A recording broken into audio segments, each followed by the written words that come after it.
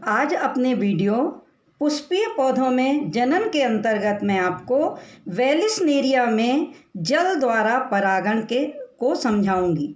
जैसा कि इसके पहले के वीडियो में मैंने आपको बताया है कि पौधों में परागण की क्रिया होती है। परागण अर्थात पराग कणों का परागकोश से निकलकर वर्तिकाग्र तक जाना, अर्थात transfer of pollen grains from anther to stigma, अर्थात पराग कणों का स्थानांतरण ही परागण है। परागण की क्रिया कई कारकों के द्वारा हो सकती है, जैसे वायु के द्वारा, जल के द्वारा, कीटों के द्वारा। मैंने अपने पिछले वीडियो में आपको वायु परागण पढ़ाया था। आज के इस वीडियो में मैं मुख्य रूप से आपको जल परागण और खासकर वेलिस्नेरिया में परागण कैसे होता है ये बताऊंगी। जब परागकण जल के माध्यम से अभिगमन करें तो इसे हम जल परागण कहते हैं। जल परागण की क्रिया दो विधियों से होती है, एक होती है अधो परागण और एक होती है अधि परागण। अगर हम अधो परागण पढ़ रहे हैं तो अधो परागण में परागकण पानी के ऊपर आएंगे और वहीं पर पानी के ऊपर ही पुष्प में परागण की क्रिया होगी, तो ये अधो परागण कहलाएगा और ऐसा वेलिस्नेरिया में होता है। और अधि परागण में परागण की क्रिया पानी के अंदर होती है और ऐसा जोस्टेरा जैसे पौधों या समुद्री घासों में होता है। तो सबसे पहले हम वेलिस्नेरिया में जल परागण देखते हैं। तो आइए हम देखें वेलिस्नेरिया में जल परागण कैसे होता है। ये जो आपको एक डायग्राम दिखाई दे रहा है, ये एक जलीय पौधा वेलिस्नेरिया है। इस जलीय पौधे में आप देख रहे होंगे कि फीमेल फ्लावर भी हैं और मेल फ्लावर भी हैं। यहाँ पर ये जो आप लंबी सी डंडी देख रहे हैं, ये पुष्प ब्रंत है। ये फीमेल फ्लावर की पुष्प ब्रंत है। पहले तो ये कुंडलित रहती है और फीमेल फ्लावर जल के अंदर रहता है, परंतु जब फीमेल फ्लावर परिपक्व हो जाता है तो ये कुंडलन खुल जाते हैं और ये फीमेल फ्लावर यानी मादा पुष्प जल के ऊपर आ जाता है। और ये जो मादा पुष्प है ये एक प्याले या बोट के शेप का होता है। ऐसे ही जो मेल फ्लावर होते हैं, ये बहुत सारे यहाँ समूह में मेल फ्लावर लगे हुए हैं। जब ये फ्लावर परिपक्व होते हैं तो ये अपने पौधे से अलग हो जाते हैं और अलग होकर के वो जल के ऊपर आकर तैरने लगते हैं। ये एक उल्टे कटोरे के आकार के होते हैं। तो इस तरह ये जो वेलिस्नेरिया है, इसमें फीमेल फ्लावर की ब्रंत लंबी है तो पुष्प कहाँ आ गया परिपक्व होने के बाद ऊपर, और जो मेल फ्लावर हैं वो अपने मेन प्लांट से या मुख्य पौधे से अलग होकर जल की ऊपरी सतह पर आ जाते हैं। और तैरते हुए जब मेल फ्लावर फीमेल फ्लावर के संपर्क में आते हैं तो यहीं पर मेल फ्लावर या नर पुष्प के परागकण मादा पुष्प की वर्तिकाग्र पे चले जाते हैं और इस तरह से ये विधि क्या कहलाएगी, जल परागण की। वेलिस्नेरिया में जल परागण की ये हम अधि जल परागण या एपीहाइड्रोफिली विधि पढ़ रहे हैं। अब भी मैंने आपको बताया था कि जल परागण दो तरह से होता है, एक होता है अधो जल परागण और एक अधि। तो ये किसका उदाहरण है, अधि जल परागण का उदाहरण है, एपीहाइड्रोफिली का उदाहरण है। और अगर हम अधो जल परागण का उदाहरण देखेंगे तो वो अभी मैं थोड़ी देर में आपको बताऊंगी। और उस जल परागण के लिए परागण की क्रिया पानी के अंदर होती है। इसमें कहाँ हो रही है परागण की क्रिया, जल की ऊपरी सतह पे, लेकिन उस वाले में कहाँ होगी, अधो जल परागण में परागण की क्रिया पानी के अंदर होगी। और वो हम अभी उदाहरण देखेंगे जोस्टेरा जो कि समुद्री घास होती हैं उनमें। तो अब हम परागण की क्रिया को और अच्छे से आपको समझाते हैं। अगर आपको नोट्स बनाना है तो आप यहाँ पर देखें, पौधों के परागण के कारक और उसके प्रकार। तो ये तो मैं पहले ही बता चुकी हूँ कि जब परागकण किसी पुष्प के परागकोश से निकलकर वर्तिकाग्र तक जाते हैं तो वो परागण हैं। और पर परागण की क्रिया में दो कारक होते हैं। पहला कौन सा कारक है, जैविक कारक, और दूसरा अजैविक कारक। तो पहला अजैविक कारक में क्या क्या आएगा, हवा और जल धाराएं, और जैविक कारक में कीट, पक्षी, चमगादड़ और घोंघे। तो पिछले वीडियो में हवा के द्वारा परागण बता दी और अब इस वीडियो में जल धाराओं या पानी के द्वारा परागण बता रहे हैं।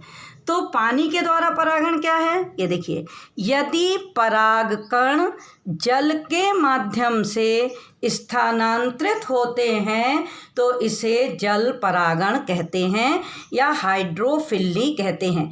अब ये जल परागण किस किस में देखने को मिलता है?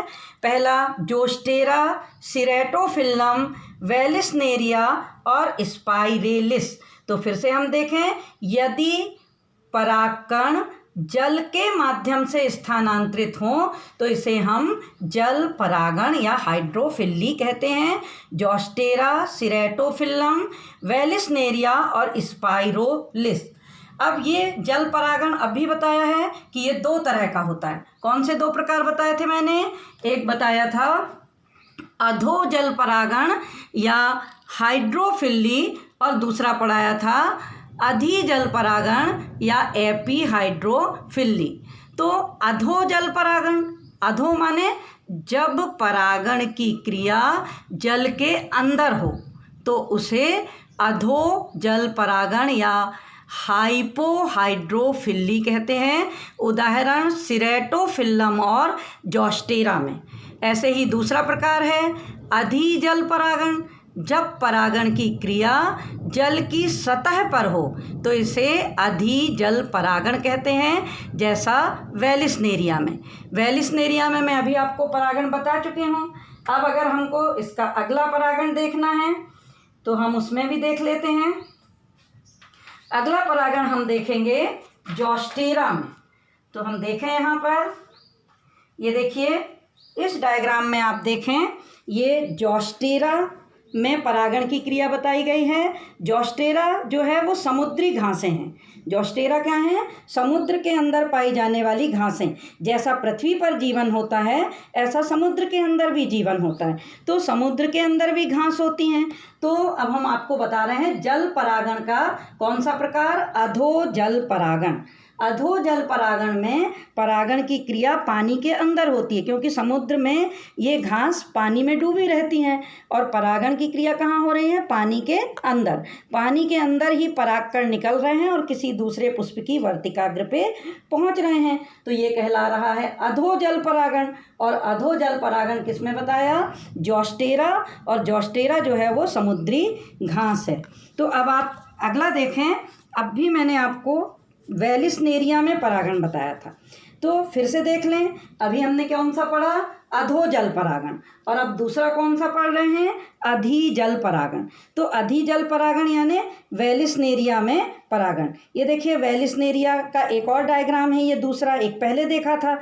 इसमें हमको बिल्कुल क्लियर ये मेल फ्लावर दिखाई दे रहे हैं और ये फीमेल फ्लावर है यहाँ। और फीमेल फ्लावर ये देखिए ये, लेकिन इसकी डंडी यहाँ पे भी है एक फीमेल फ्लावर, लेकिन इनकी ब्रंत कैसी है? देखिए इस फीमेल फ्लावर की ये नीचे तक ब्रंत गई, यहाँ पर भी ये ब्रंत कैसी है? बहुत ज़्यादा कुंडलित।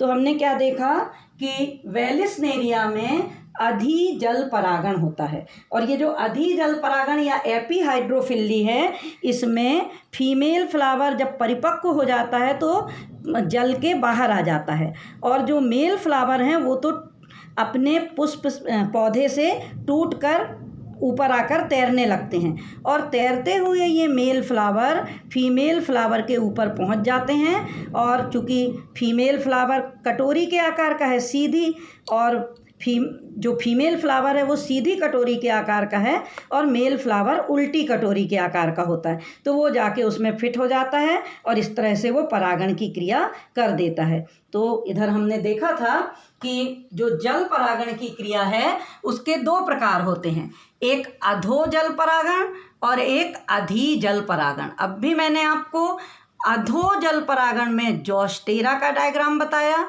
और जोस्टेरा माने समुद्र की घासें, और दूसरा आपको अधि जल परागण में वेलिसनेरिया का उदाहरण बताया। अब अगर आपको नोट्स आता है परीक्षा में, प्रश्न आता है कि वेलिसनेरिया में परागण समझाइए, तो आपको डायग्राम बनाना होगा और साथ ही साथ इस तरह से लिखना होगा। वेलिसनेरिया एक लिंगाश्रयी पौधा है। नर और मादा दोनों प्रकार के पुष्प पानी में डूबे रहते हैं। मादा पुष्प की संरचना प्याले नुमा होती है और जब नर पुष्प परिपक्व होंगे तो वो पौधे से अलग होकर जल की सतह पर तैरने लगते हैं और तैरते हुए मादा पुष्प की प्याली नुमा संरचना में आकर गिर जाते हैं। और मादा पुष्प कैसा है? मादा पुष्प की वृंत बहुत लंबी है। नर पुष्प तो अपने पौधे से अलग हो गया, लेकिन मादा पुष्प अपने पौधे से लगा रहता है। उसकी जो लंबी वृंत है वो खुल जाती है और इसलिए पुष्प बाहर आ जाते हैं। परागण के पश्चात मादा पुष्प की वृंत फिर से कुंडलित हो जाती है और पानी के अंदर चली जाती है और फल का निर्माण जल के अंदर ही होता है। तो ये हमने पढ़ा था कौन सा प्रकार? अधिजल परागण। और अधोजल परागण का उदाहरण किसमें बताया? जोस्टेरा में।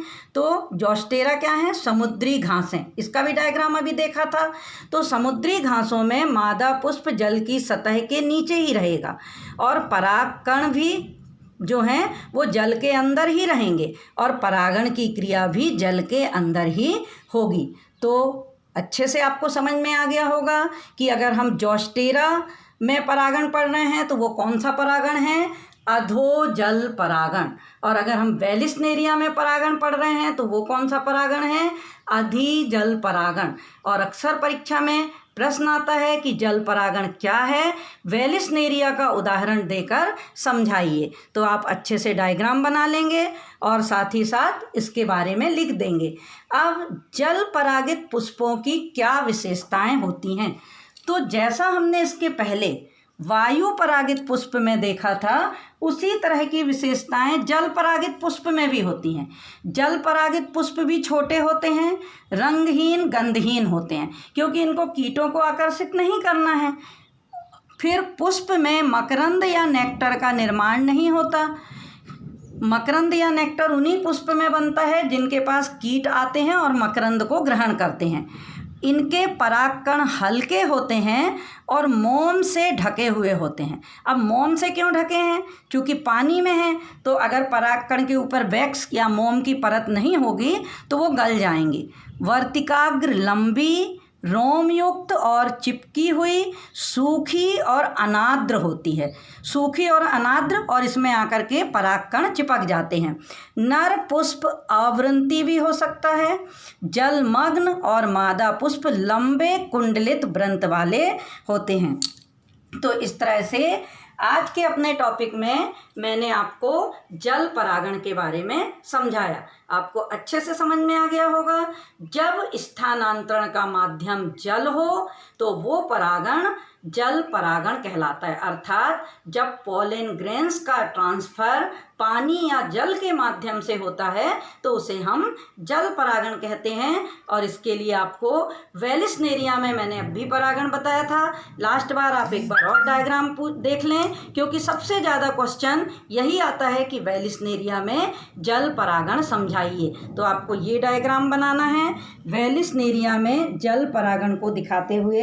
ये जो आप चित्र देख रहे हैं कि वेलिस्नेरिया में जो मेल फ्लावर होता है वो कैसा होता है? आवृंती होता है, और मेल फ्लावर परिपक्व होने पर अलग हो जाते हैं और जल की सतह पे आ जाते हैं। और फीमेल फ्लावर कैसा होता है? लंबी वृंत वाला होता है। पहले तो फीमेल फ्लावर अंदर रहता है और परिपक्व होता है तो वृंत खुल जाती है, और ये पूरे फीमेल फ्लावर कहाँ आ गए? जल की सतह पर। और वेलिस्नेरिया में जल की सतह पर परागण होता है, इसलिए इसको हम अधिजल परागण या एपीहाइड्रोफिली कहते हैं। तो इस तरह वेलिस्नेरिया में हमने जल परागण देखा, साथ ही साथ मैंने आपको जोस्टेरा में भी जल परागण बताया। तो आप अपने नोट्स तैयार करेंगे।